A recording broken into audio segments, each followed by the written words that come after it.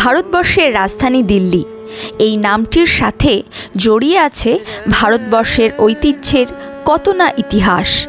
এই দিল্লির আনাচে কানাচে ছড়িয়ে আছে সেই সব ঐতিহ্য বহনকারী ঐতিহাসিক কত নিদর্শন। এই সব দর্শনীয় স্থান একদিনে সম্পূর্ণ করা প্রায় অসম্ভব। তাই আজকের গল্পে আপনাদেরকে দেখাবো সেই সব নিদর্শনেরই কিছু অংশ আমাদের দিল্লির ভ্রমণের প্রথম পর্ব হিসাবে। আর এই প্রথম পর্বে থাকছে কুতুব মিনার, লোটাস টেম্পল, সুন্দর নার্সারি, হুমায়ুন টোম্ব এবং ইন্ডিয়া গেট। চলুন তাহলে শুরু করা যাক আজকের গল্প। Welcome from Delhi. তো আমরা আজকে শুরু করছি দিল্লি সাইট সিন। আমাদের সাথে রয়েছে ভাইয়া, কে নাম হ্যাঁ? অবিনাশ, অখিলেশ ভাইয়া। তো আমরা অখিলেশ ভাইয়ার সাথে আজকে ঘুরছি। অখিলেশ ভাইয়া অ্যাকচুয়ালি আমাদেরকে নিউ দিল্লি স্টেশন থেকে ওল্ড দিল্লি স্টেশন থেকে নিয়ে এসেছিল হোটেল অব্দি। খুব ভালো লোক, ভেরি নাইস পারসন। তো আমাদের আজকে সারাদিন ঘোরাবে। আমি अखिलेश भैया फोन नंबर डिस्क्रिप्शन बॉक्स में दिए देवो। आपका नंबर मैं मेरा चैनल पे डाल दूंगा, तो जो भी आएगा आपके साथ घूमेगा, ठीक है? एक्चुअली কি করতে পারেন, গাড়ি নিয়েও ঘুরতে পারেন। আমি अखिलेश ভাইয়ের নাম্বার দেওয়া থাকবে, কন্টাক্ট করে নিতে পারেন, বা মেট্রো করেও ঘুরতে পারেন, ডিপেন্ডিং আপন ইওর কনভিনিয়েন্ট। মেট্রোতে একটু ভিড় হবে। তো আমরা যেহেতু তিনজন রয়েছি আর একটু দেরিও হয়ে গেছে, সো উই থট কে ঠিক আছে চলো পুরো গাড়িতেই ঘুরে নেওয়া যাক। তাহলে মেট্রোর এদিক, এই মেট্রো থেকে সেই মেট্রো এরকম করে করতে হবে না। কিন্তু সকাল সকাল বেরোলে মেট্রো করেও ঘুরে আরামসে ঘুরে নেওয়া যায়। তো যাই হোক, এবার আমাদের ফার্স্ট ডেস্টিনেশন। ফার্স্ট কাহা যা রে ভাইয়া हम लोग? अभी कुतुब मीनार। ফার্স্ট আমরা যাচ্ছি কুতুব মিনারে। তো সেখান থেকে শুরু হবে।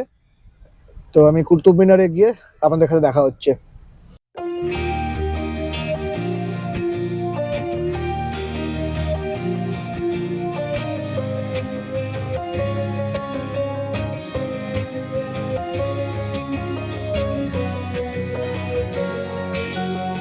আমরা চলে এসেছি কুতুব মিনারে।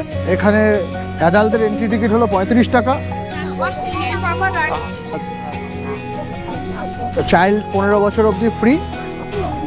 এবার এন্ট্রি টিকিট আপনারা দেখবেন প্রত্যেকটা কাউন্টারের সামনে একটা করে স্ক্যানার আছে। সেই স্ক্যানার থেকে স্ক্যান করে আপনারা অনলাইনে টিকিট কেটে নিতে পারেন। ওটাতে কিন্তু অনেক কুইক হবে, নইলে কিন্তু কাউন্টার থেকে টিকিট কাটতে গেলে অনেক লম্বা লাইনে দাঁড়াতে হয়। আমরা এখন চলে এসেছি কুতুব মিনারের মধ্যে। এই যে দেখা যাচ্ছে আমাদের সেই বিখ্যাত কুতুব মিনার। তো কুতুবউদ্দিন আইবক এটা তৈরি করেছিলেন, আর এটা হলো তার চারিপাশের মিনারের পার্শ্ববর্তী সংলগ্ন এরিয়া। এখানে সুন্দর বাগান করা রয়েছে।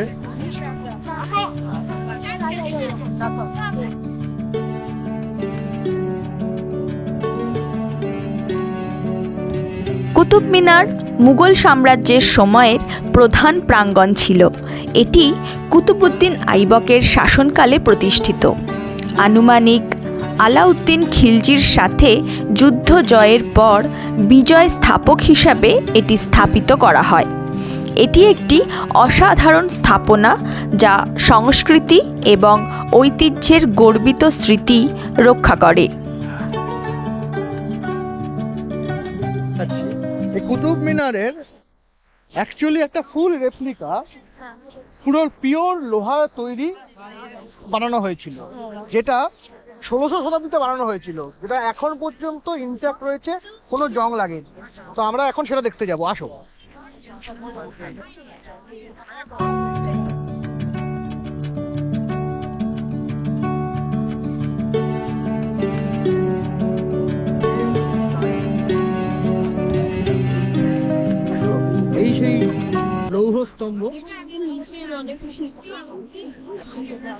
এই সেই লৌহ স্তম্ভ, এটার নামও হলো গিয়ে লৌহ স্তম্ভ।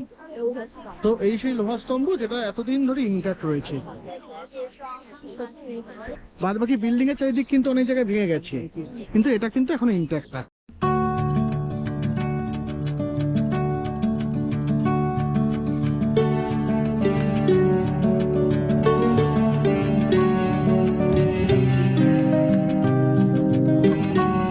দেখুন কুতুব মিনারের বাইরে মানে এক্সিট করার পরেই একটা এরকম স্ট্রাকচার করা রয়েছে অনেকটা পিরামিডের আদলে। কুতুব মিনারের ঠিক বাইরে এরকম একটা পিরামিডের আদলে একটা স্ট্রাকচার করা আছে। এই জাস্ট এক্সিট গেটটা দিয়ে বেরোলাম আমরা, তারপরেই আমরা কুতুব মিনার থেকে বেরিয়ে এখন যাচ্ছি লোটাস টেম্পলের দিকে। আচ্ছা, একটা কুইক ইনফরমেশন, কুতুব মিনারের ভিতরে কিন্তু ক্যামেরা, ট্রাইপড বা ক্যামেরা সেলফি স্টিক এগুলো প্লাস মাইক এগুলো নিয়ে যাওয়া যাবে না। আমাদের যেমন ক্যামেরা যে ট্রাইপডটা ওটাকে আর মাইক গুলোকে বাইরে জমা রেখে দিতে হয়েছিল, আবার বেরোনোর সময় ব্যাক করে নিয়ে কালেক্ট করতে হলো। তো আমার যে ইনফরমেশন ছিল না বলে এই টাইমটা ওয়েস্ট হলো। তো আমি জাস্ট আপনাকে জানিয়ে দিলাম যে কুতুব মিনারে যেতে হলে কিন্তু ক্যামেরা অ্যালাউ করছে ওরা, কিন্তু ট্রাইপড এবং মাইক অ্যালাউ করছে না। তো যাই হোক, এবার আমরা যাচ্ছি লোটাস টেম্পলের উদ্দেশ্যে। এই যে পাশে বাসটা দেখা যাচ্ছে, এরকম বাসে করেও কিন্তু আপনারা ট্রাভেল করতে পারেন। এগুলো মোটামুটি সকাল 9:30 স্টার্ট হয়, বিকাল বেলা 5:30 অব্দি এরা ঘোরায়। তো দেখুন আমাদের পাশে এরকম একটা বাস দাঁড়িয়েছে, প্রচুর ফরেনার। এটা দেখতেও ভালো লাগে যে আমাদের দেশের এরকম স্থাপত্য কীর্তিগুলো দেখতে বাইরের থেকেও লোকজন আসে। আমরা এখন চলে এসেছি লোটাস টেম্পল। এই যে লোটাস টেম্পলের ঢোকার মুখের ভিউ। এখানে একটা ইনফরমেশন হলো, এখানে কিন্তু কোনো এন্ট্রি টিকিট নেই, ঠিক আছে, এমনি এমনি ঢোকা যাবে। কিন্তু ব্যাপারটা হলো প্রচুর ভিড়। আজকে কিন্তু একটা শুক্রবার, তাতেই ভিড় দেখুন। শনিবার রোববার হলে বুঝতেই পারছেন এর দ্বিগুণ ভিড় হয়ে যাবে। লোটাস টেম্পলটা কিন্তু বেসিক্যালি একটা উপাসনা গৃহ, ঠিক আছে। আর এই যে লোটাস টেম্পলের ভিউ, একটু চারিদিকে স্মগ রয়েছে, সেই জন্য খুব ক্রিস্টাল ক্লিয়ার দেখা যাচ্ছে না, কাছে গেলে দেখা যাবে।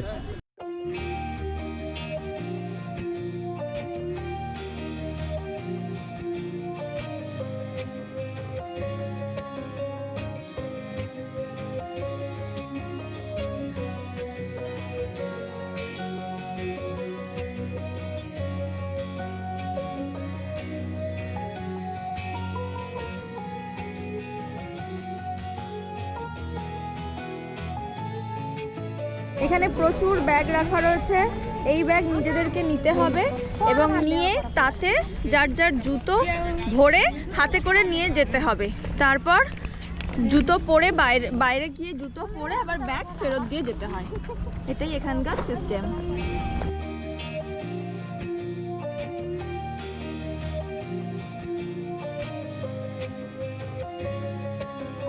লোটাস টেম্পলের কিন্তু ভিতরে এইরকম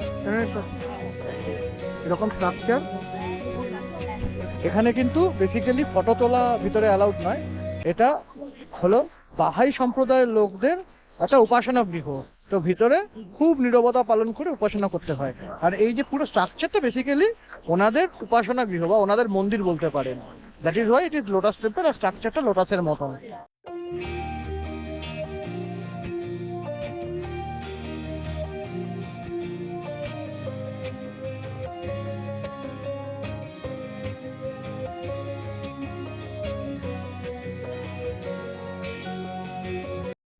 এরপর আমরা দেখতে গিয়েছিলাম দিল্লির সুন্দর নার্সারি। এটি একটি বৃহৎ ও সুন্দর উদ্যান, যা ভারতের দিল্লিতে অবস্থিত একটি শান্ত এলাকা, যেখানে অনেক প্রকার উদ্ভিদ ও ফুল রয়েছে। সারা বছরই প্রকৃতি প্রেমী মানুষেরা এখানে ভিড় করেন এবং উপভোগ করেন প্রকৃতির সৌন্দর্যকে।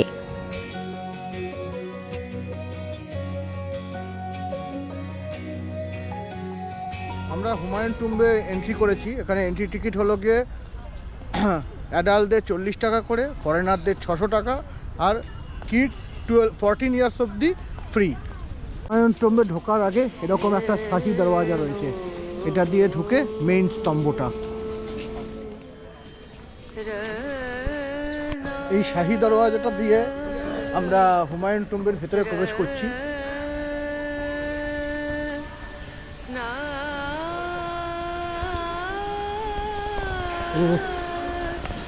দেখুন কি মেসমারাইজিং একটা ভিউ।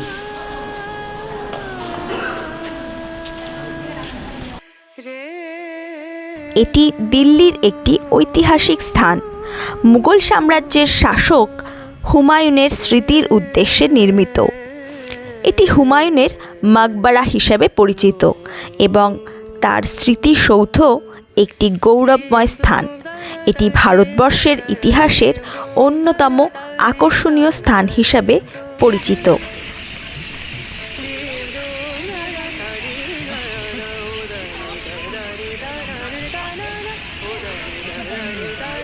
আমরা এখন ঢুকছি হুমায়ুন টম্বের ভিতরে।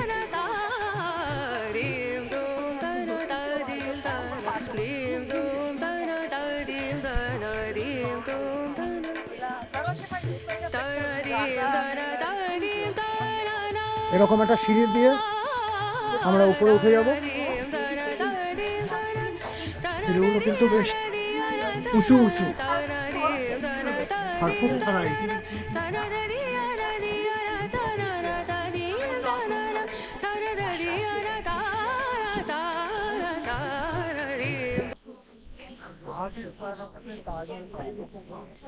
ও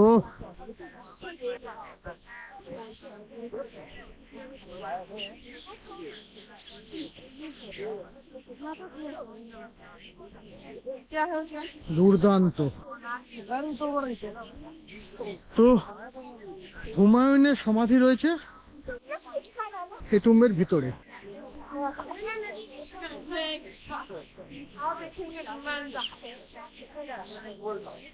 এই যে ভিতরটাতে, এই ভিতরে রয়েছে হুমায়ুনের সমাধি।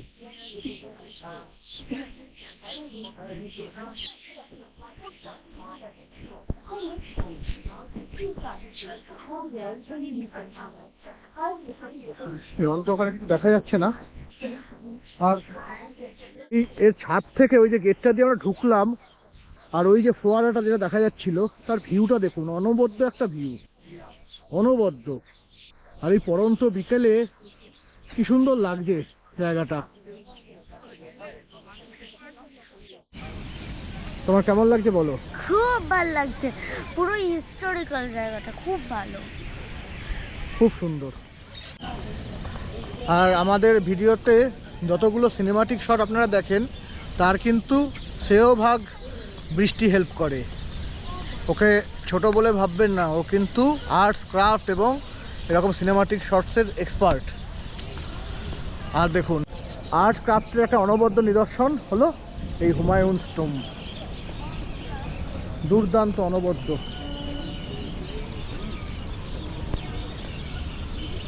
আর দেখুন, যেরকম তাজমহলের দুপাশে দুটো মসজিদ মতন রয়েছে, ঠিক হুমায়ুন স্তম্ভেরও দুপাশে, এই পাশে একটা মসজিদ রয়েছে, এইদিকে হুমায়ুন স্তম্ভ, ঠিক তার অপোজিট সাইডেও সিমেট্রিক্যাল একটা স্ট্রাকচার আছে।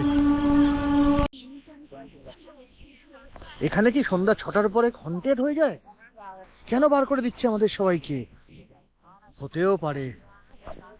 সে যাই হোক, এই দুর্ধর্ষ প্রাসাদের ঠিক সন্ধ্যে নামার আগের একটা অবিস্মরণীয় মুহূর্ত আমাদের ক্যামেরায় ক্যাপচার করে।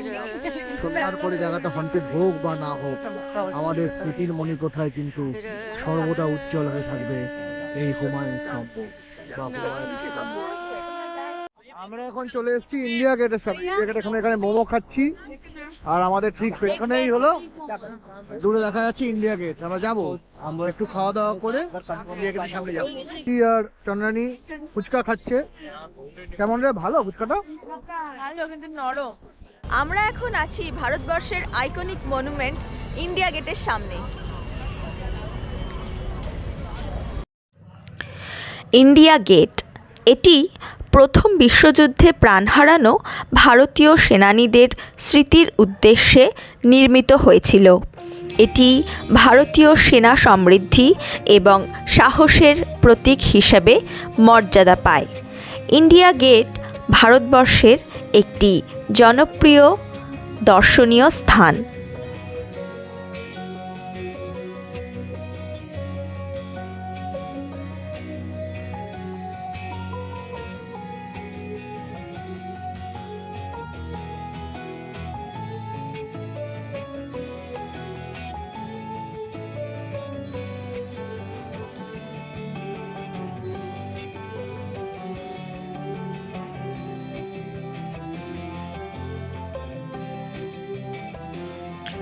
ইন্ডিয়া গেট দেখার পর গাড়ির ভিতর থেকেই রাষ্ট্রপতি ভবন, পার্লামেন্ট হাউস দেখে আজকের মতো দিন শেষ করলাম।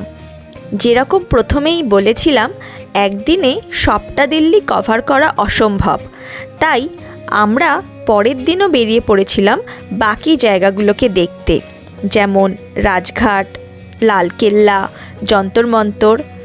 সেই সব গল্প নিয়ে ফিরব পরবর্তী পর্বে।